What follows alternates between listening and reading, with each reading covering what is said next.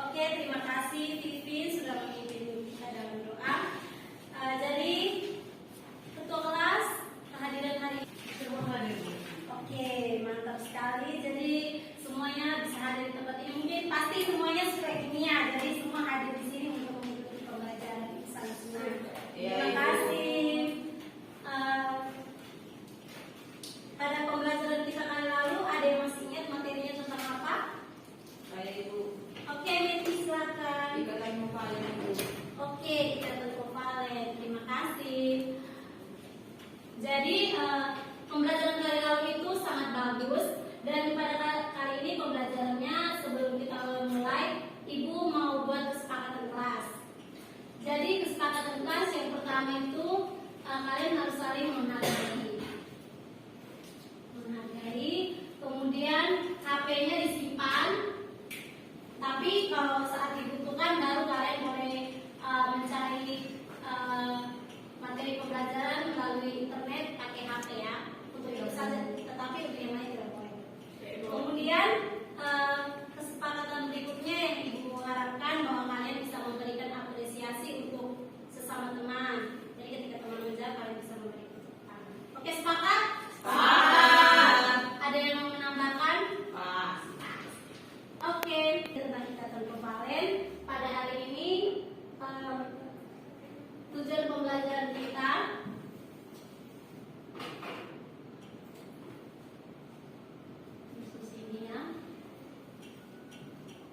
tujuan pembelajaran yang akan kita pelajari hari ini yang pertama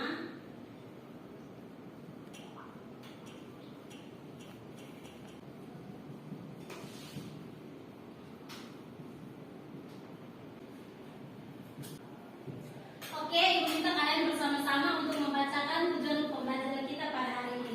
Tujuan pertama, Peserta didik mampu menjelaskan ikatan hidrogen. tujuan kedua, Pengaruh ikatan hidrogen terhadap perbedaan titik didih molekul dalam satu golongan. oke kalian tahu ini apa?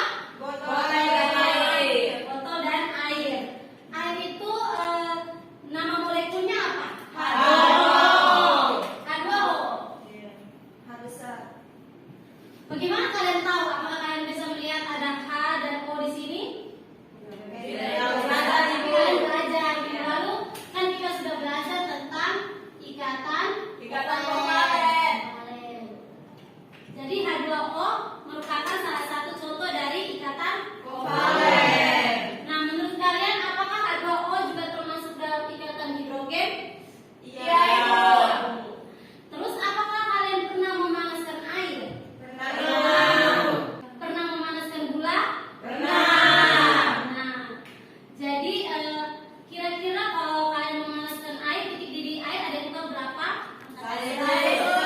Oke, coba Desi. 100 derajat Celcius, Ibu. Wah, pintar sekali. Tepuk tangan untuk Desi. Oh, Desi bisa tahu. Pasti kalian sudah pernah belajar fisika tentang suhu kan? Sudah, Ibu. Suhu itu kan derajat panas dinginnya 1 derajat. Dia juga ada hubungannya dengan titik didih. Jadi air itu titik didihnya 100 derajat Celcius. Kita mengetahuinya dengan cara mengukur Menggunakan suhu menggunakan termometer. Oke. Jadi H2O titik didihnya 100 derajat Celcius.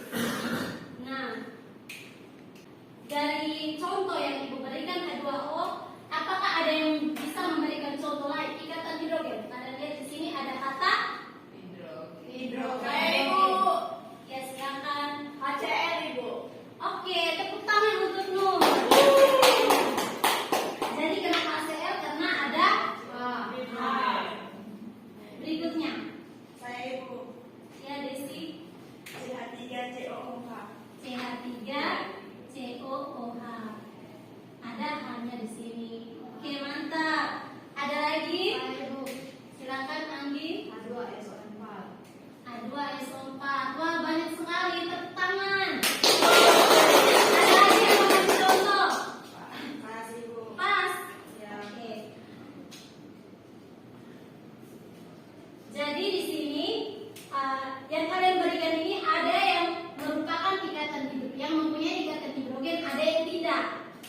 Jadi tidak semua unsur yang memiliki tidak semua molekul yang memiliki unsur hidrogen itu memiliki ikatan hidrogen.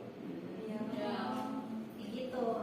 Jadi untuk mengetahui lebih dalam dan bagaimana titik didih yang dimiliki oleh setiap molekul tersebut, tentunya titik didih berbeda kan? Iya, Ibu. Tidak mungkin semua molekul itu titik didihnya 100 derajat Celcius. Iya. Jadi sebelum kita mempelajari lebih lanjut, Ibu sudah menentukan kelompok untuk kalian berdasarkan observasi yang Ibu lakukan dan angket yang sudah kalian isi yang Ibu kirimkan linknya di grup. Itu Ibu membagi kalian berdasarkan gaya belajar. Jadi di sini saat mengerjakan pekerjaan kelompok, kalian akan menemukan jawaban. Oh, kira-kira ikatan hidrogen itu apa saja, yang molekul-molekulnya itu apa saja, kemudian pengaruhnya terhadap titik didih itu seperti apa, dan juga nanti perbedaan titik didih molekul walaupun dalam satu golongan itu nanti seperti apa. Jadi nanti kalian akan tahu dengan kalian mengerjakan LKPD yang diberikan. Setuju? Setuju. Oke, sekarang kalian duduk dalam kelompok. Sudah. Jadi untuk kelompok visual, yang mana kelompok visual kemarin? Ini Ibu. Oke. Ini nomor juga.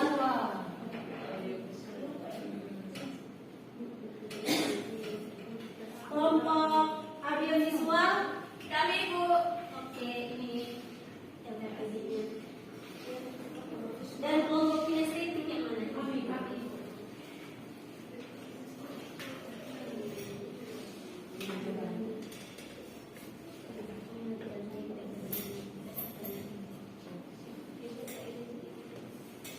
Sudah, silakan kalian mengerjakan di dalam kelompok. Ibu mau tanya.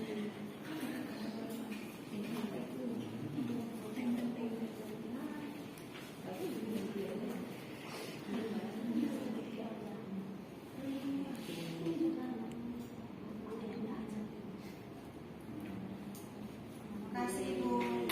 Untuk kesempatan pertama Ibu berikan kepada kelompok 1. Ibu sabar, Ibu, saya mau tanya. Ya, bagaimana?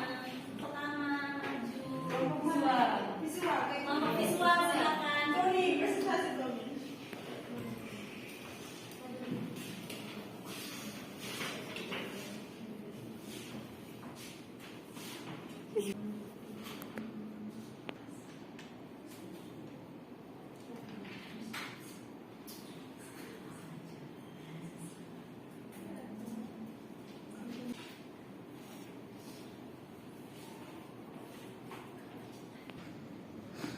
Ayo teman-teman kita mendengar Tony menjelaskan hasil kerja dari kelompok ini. Jadi dari senyawa NH3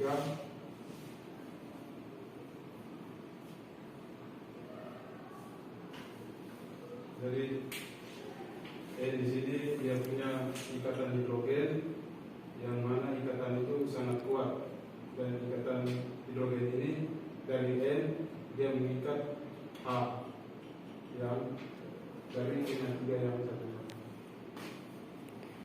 Ya, jadi di sini ada dua molekul NH3. Jadi molekul yang pertama NH3 ini punya ikatan yang mana ikatan ini dia ikatan hidrogen ini dari N dia mengikat H, unsur H dari molekul NH3 yang satu, dan ikatan hidrogen ini ikatan yang sangat kuat antara molekul NH3 yang satu dengan NH3 yang lain. Oke, berikan tepuk tangan untuk Tony. Sudah paham kok atau ada pertanyaan? Tangannya.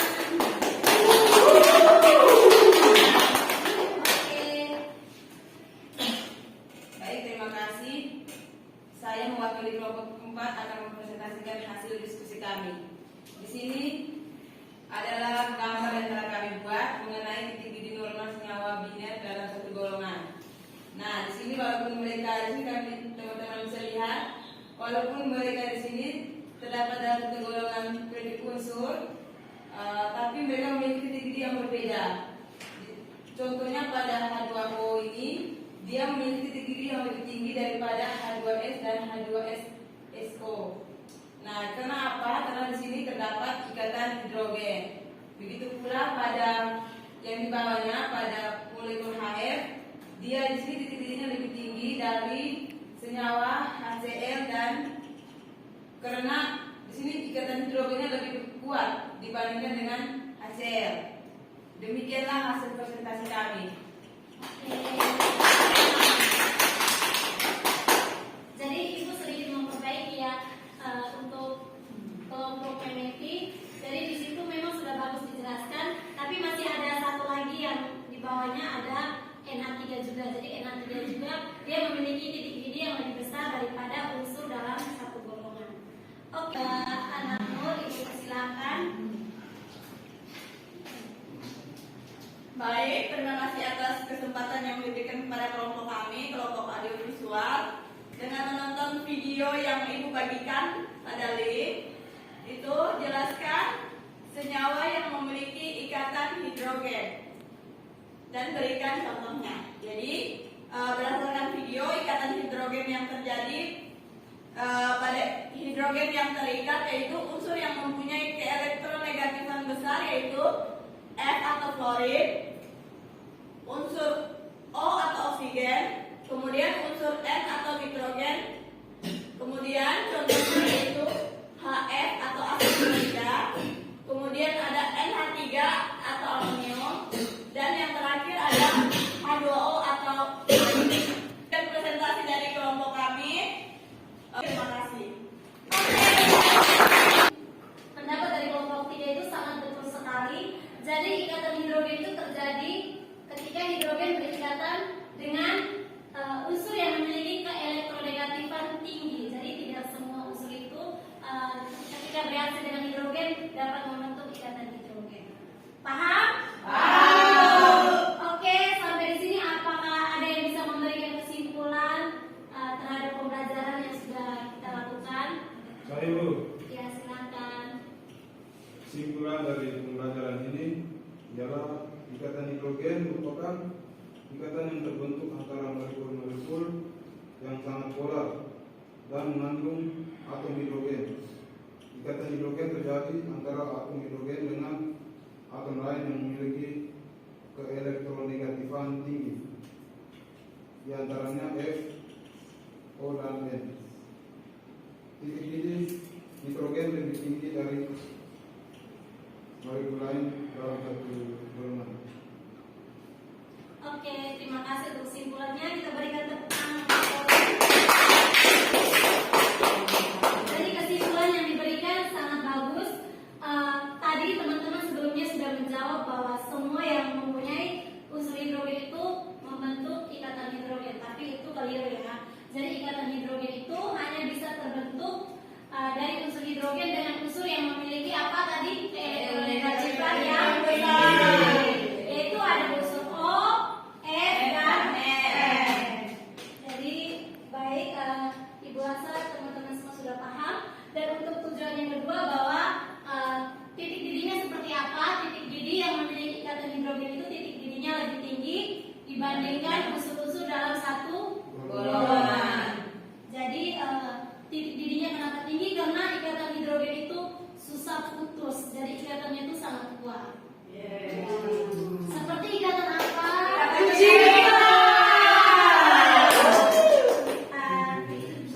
Jadi kok bisa putus? Ya. Tapi ibu yakin bahwa anak-anak ibu di kelas ini ikatan cintanya semuanya kuat. Mungkin ada beberapa yang ikatan cintanya belum kuat, bisa belajar dari yang lain. Dan belum ketemu Ya, Ibu fokus sekolah Ibu. Ya.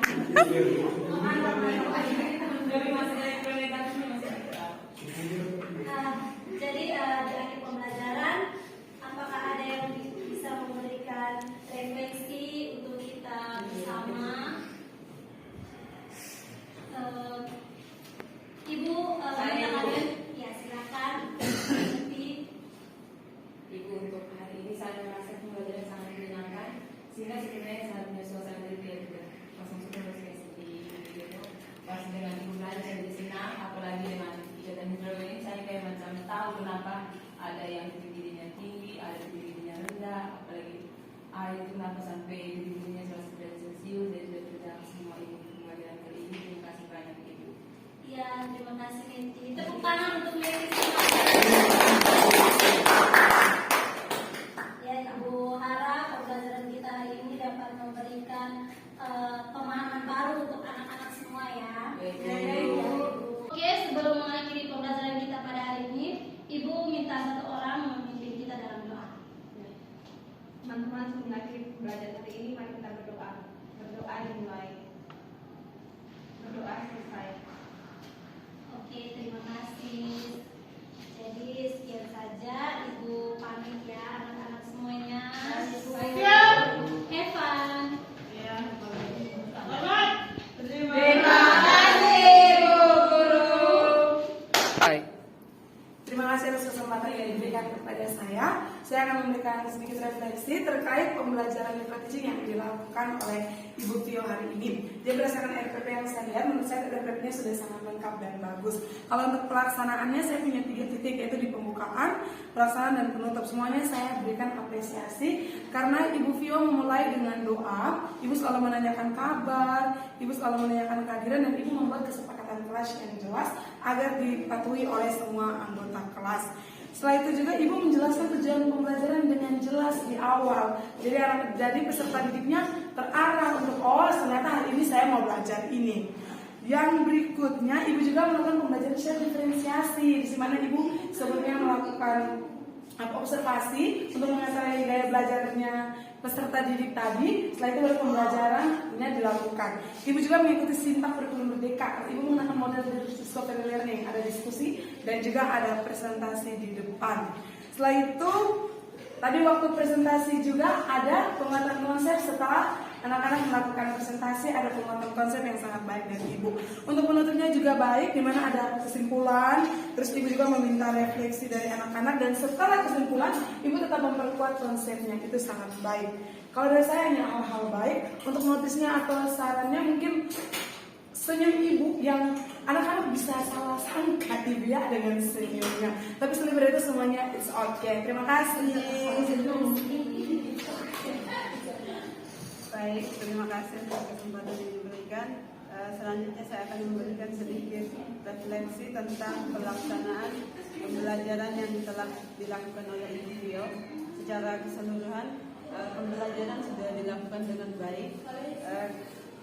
Pada pembelajaran yang dilaksanakan sudah menerapkan pembelajaran diferensiasi pada pengelompokan untuk melakukan diskusi, yaitu ada kelompok gaya belajar audio visual, ada audio dan visual.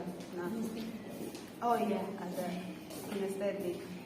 Nah, untuk masukannya mungkin di bagian terakhir. Kalau untuk pembelajaran selanjutnya mungkin bisa disampaikan tentang penilaian, bisa diberikan tugas pada akhir pembelajaran. Sekian dari saya.